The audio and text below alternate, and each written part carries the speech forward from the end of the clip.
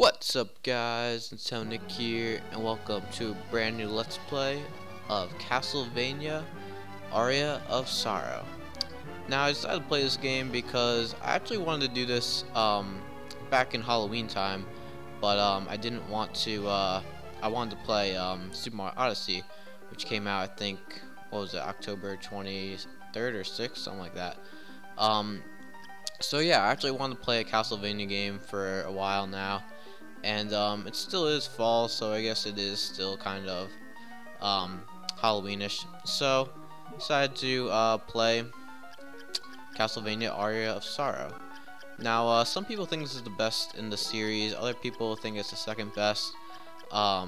Personally, I actually think it's really hard to decide whether this game or Symphony of the Night, which is a lot of people think is the best, which one is actually better. But yeah, I actually don't really remember this game that much and haven't played in a while, so that's another reason why I'm playing this as a Let's Play. Yeah, this text is going way too fast for me to read and I already missed a lot of it, but yeah, I decided to go with this game or Guacamelee. And I decided to go with this game instead because, again, I haven't played it in a while. I played Guacamelee like a couple months ago, so it's gonna be, it would have been like a little bit boring because I already played through it and I remember most of it. But it still is a fun game and I do recommend it if you haven't played it. As for this game too, great game. My top 3 Castlevania games are probably this, Symphony of the Night, and I liked Rondo of Blood a lot too.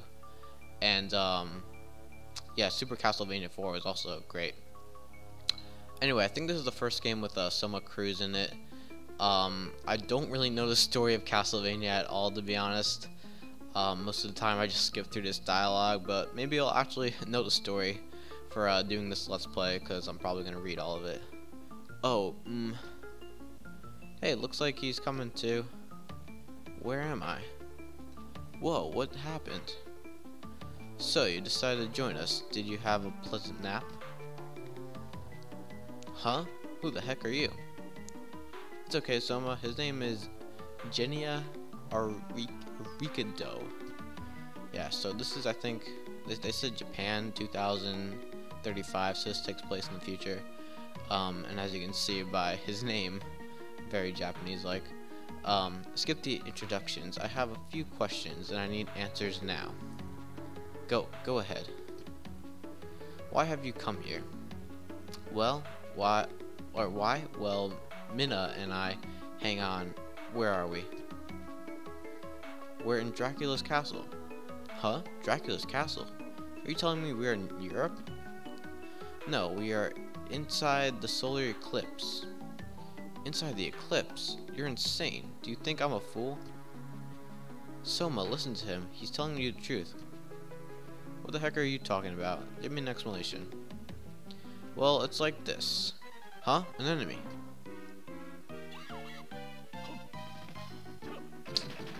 And just like that, he just kills them all. Except for that one right there. For some reason. Damn, took the girl. Yeah, go back to where you came from. Alright, well I guess they don't even give you an introduction to how to attack. Just attacks automatically. And with that, we get a winged skeleton which throws spears. What was that thing? So it has awakened. What has? Spirit of the creature you killed has just entered your body. I love how they don't even like acknowledge that the girl right there, Minna or whatever her name is, she basically just died right there. And they're just like, yeah, let's just continue our conversation. Who cares about the girl? Like, what?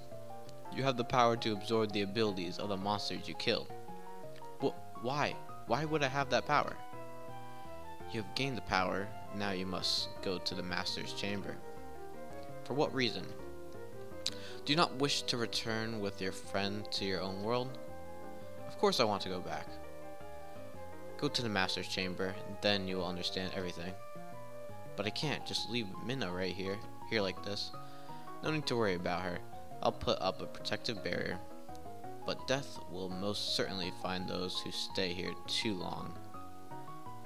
Then Yes, only you can save her from a painful death. And you, what will you do? I too have things I must do within these castle walls. Go, set forth. Both your own life and hers are at stake. And now we can start.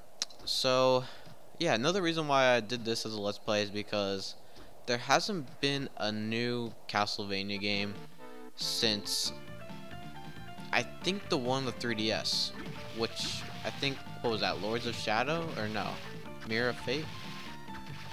Forget, it's one of those two. But, yeah, it's really sad, and, you know, there's the joke that Konami doesn't make games anymore, and it's kind of true, because they kind of neglected the Castlevania series, because I think that game came out, what, 2012? So there hasn't been a Castlevania game in 5 years. And I mean, it's kind of the same thing that goes with like Zelda, and they're very similar, especially because this game, actually I don't think this is the first game that, yeah, Symphony of the Night was the one who made the Metroidvania franchise, but this one I think is the second one, and it's still just as good. I have to admit, it really is fun and very enjoyable. A ton of places to explore, get new abilities to explore more places, etc., etc. So, yeah, I really do wish that there will be a Castlevania game on the Switch. We really haven't had any news about it. The only thing that we really know about is that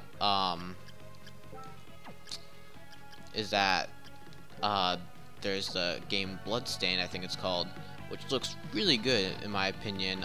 That's coming out 2018, and it's basically just based off of Symphony of the Night, which is again known as one of the best. It's known to be the best Metroidvania game, but it's known to be the best Castlevania game also. So right off the bat, we have basically two pathways that we can go. We can go that way, which looks like it might be the correct way, and then we have going this way, which might be blocked off, and we need a new power source to oh, we actually have three ways, kind of. I think that's actually a save room down there, if I'm correct. Yep, okay, it is. So let's go ahead and do that. Our first save, I guess. And we also get our HP and MP and all that stuff revived, I guess you could say. Alright, I think actually this might be the right way.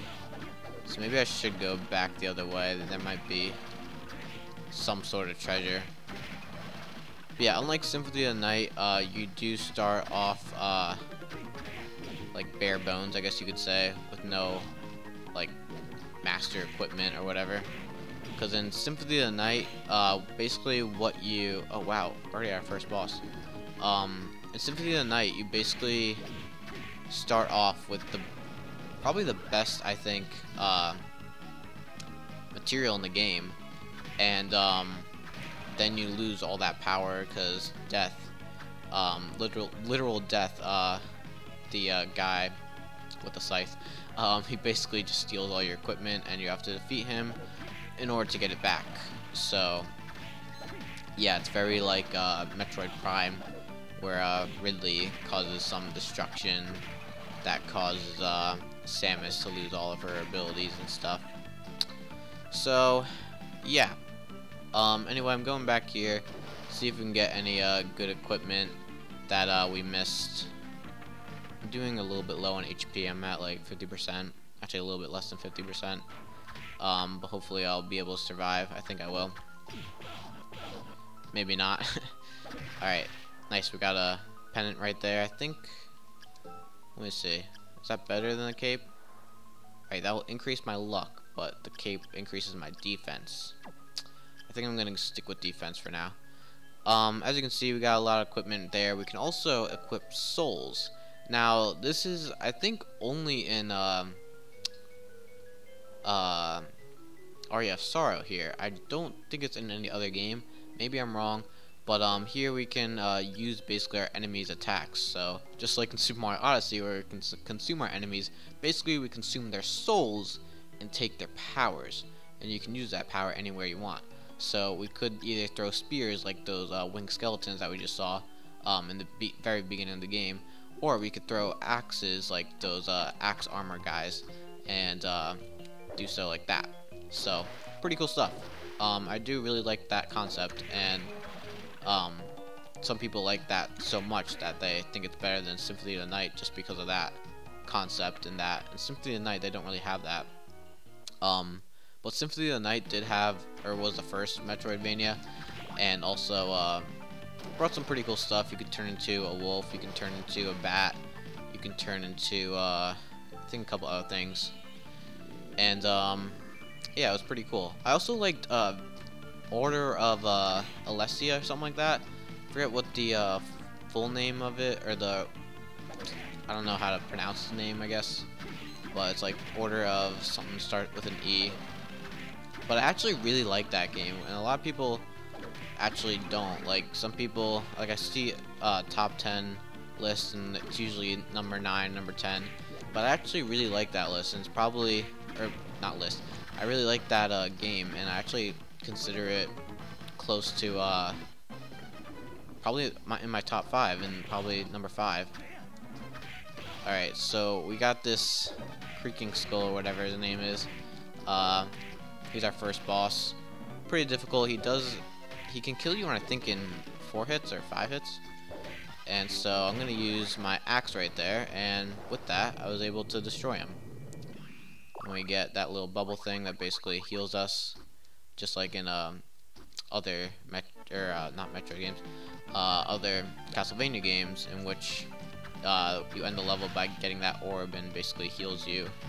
Actually, it doesn't heal you. It actually takes your health and uses that points. But yeah, there aren't any lives in this game, unlike in the original trilogy and Super Castlevania 4. I think that, yeah, that also had lives, or it continues. Also, Rondo of Blood had lives also. Alright, I don't think we can go through yet. Oh, we get an ability though. Nice. Falling speed slows down and jump distance increases. Nice. Alright, so that's actually a blue orb, which we can equip with, wait, okay, we have to press down for some reason. So we can equip it with, that one. So you can actually equip, 3 souls at once. One for, I think, attack, another one for, I think just random stuff, and then I think this one, oh, it even says equipping the item activates its effect. Oh, that's just not useful.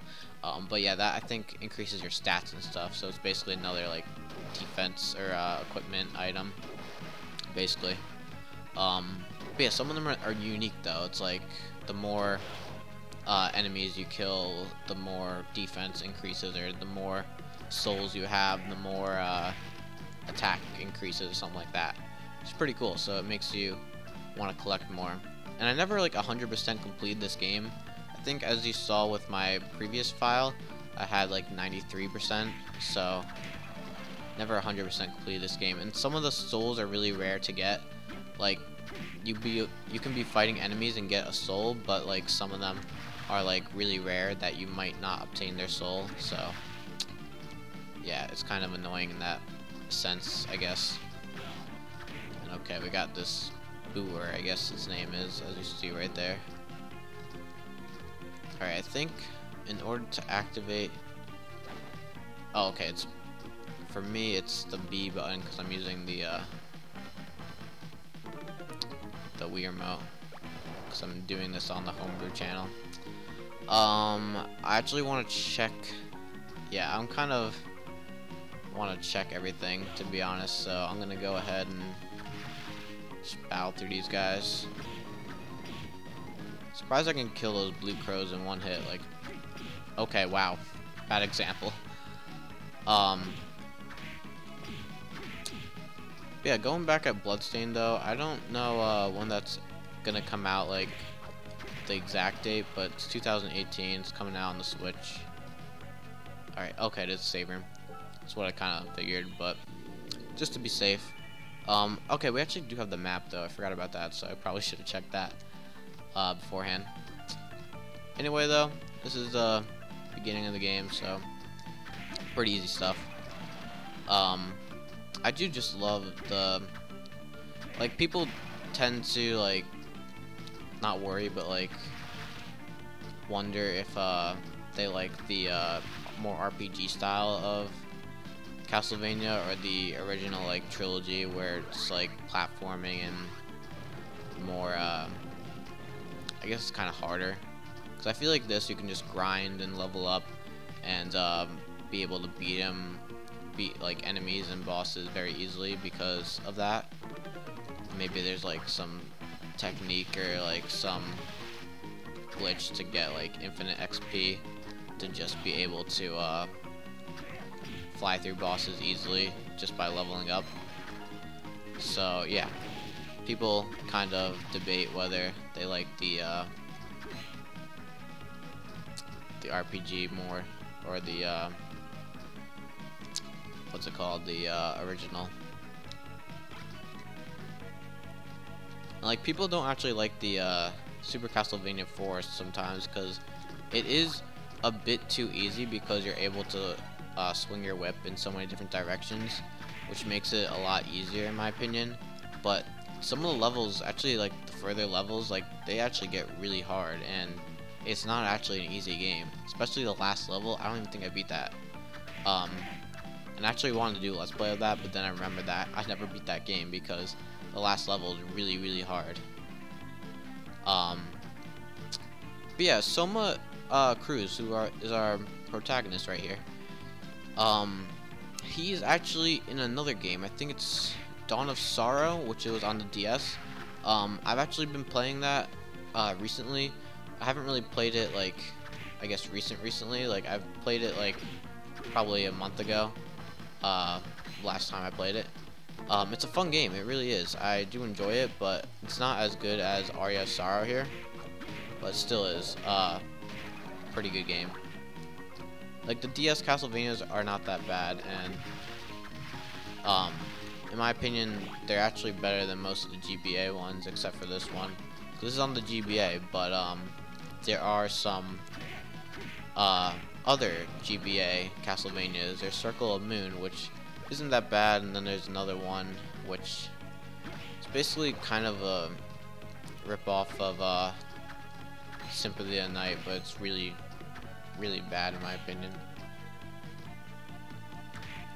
But yeah, most of them are just, like, if you played Sympathy of the Night, then these are just all kind of just similar in my opinion. Alright, so we got 2 rooms here. I didn't go down that bottom path, but it looks like it's just a big hallway that leads to the same area as we're going to now. But actually, does it? Because I think these are just rooms here, and I don't think I can make that. Can I? Wait, let me go. There we go, come on. Nope. Let's go halfway. Nope, okay. Guess I can't get up there. Or at least yet. Okay, well, we can get a scarf here, which I don't know if it's gonna be as good as our cape, but hopefully it is. Alright, this guy's giving me a hard time. Oh god, I'm gonna go ahead and use a potion. I also got a rotten meat right there, which is probably one of the worst item in video game history in my opinion. It literally just, I think, brings your HP to 1 basically, because it's so bad that you're about to die basically. I might show it off at a save point so that I can heal myself right away after eating it, but it really is one of the worst video game items in video game history. Surprised like no one's like had it on like a list or something like that, like top 10 worst video game items. Rotten meat should be somewhere on that list, because really all it does is just kill you, and yet it's a health item basically. Like, it's right next to potion and a bunch of other things. Alright, we got what was that? Leather plate. That's better than casual clothes. Oh, come on.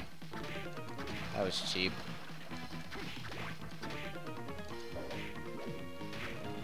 Nice, got him. Sometimes the axes will actually come back at you, which is really annoying. You have to keep worrying about it. Alright. I'm not really that good at HP right now. You have to find a save point immediately, basically. Yeah, I don't think I'm going to be able to go down that long hallway with 69 HP. So, I'm going to go back to that last save point. And also eat my rotten meat, just to show you guys how bad it is.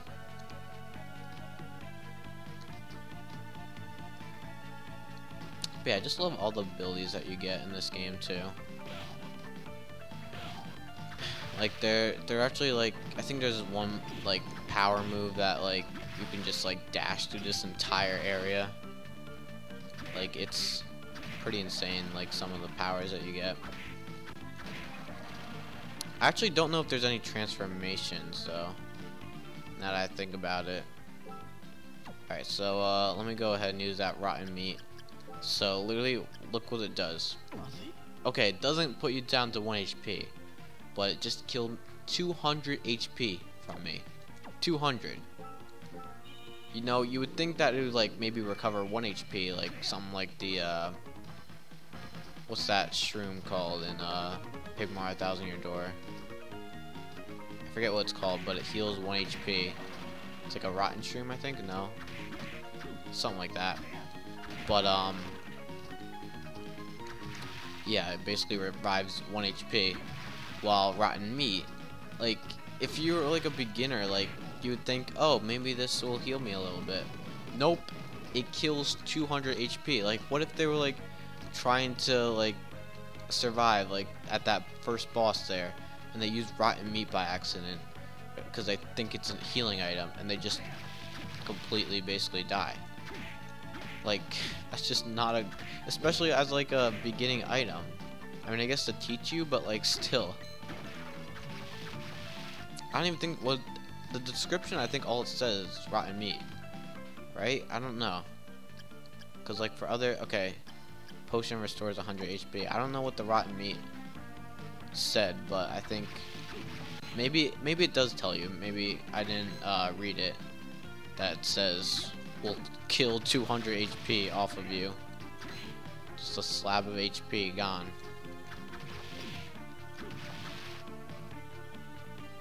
Alright, so we gotta go through this long hallway, and we probably could have made it with the 69 HP that we had.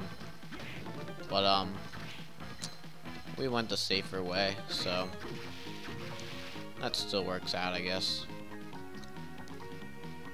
Alright, I'm just gonna find next save room. I'm just gonna go ahead and end the episode. But, first, let's go kill all these skeleton guys. Alright, can we get up there or no? No, I think we need to get double jump. I don't know what I just said there, but okay. We got these zombie guys again. Alright, we actually can kill him in 1 hit now. Before it took 2 hits, but now that we leveled up a couple times and got some new equipment, we're able to kill them in 1 hit already. So, yeah, it just shows the progress that we already made in this first episode. Alright. I'm guessing this is a save room, right? No? Okay. Looks like there's some bonus stuff up here. Really? I can't hit these things? Oh, there we go. For a second I couldn't hit them, but got them. Alright, watch out for that blue crow. The crows are really annoying in Rondo of Blood. I do have to say that. I remember just dying, like a chunk, like half of my HP would die from them because, I mean, if you didn't expect them, they would just keep flying around you, and you couldn't really do much about it because he would just constantly fly around you, and you could only whip in one direction. So, and it's not as fast as a sword here. Like, I can do this pretty fast, but like in Rondo of Blood, it's not that fast. Anyway, I think I'm gonna end things there, so that's gonna be it for today, guys. Thank you guys all for watching. Hopefully you guys will enjoy this Let's Play. But until then, make sure to like, comment, and subscribe, and stay tuned for more Castlevania Aria of Sorrow right here on Town Neck. Bye.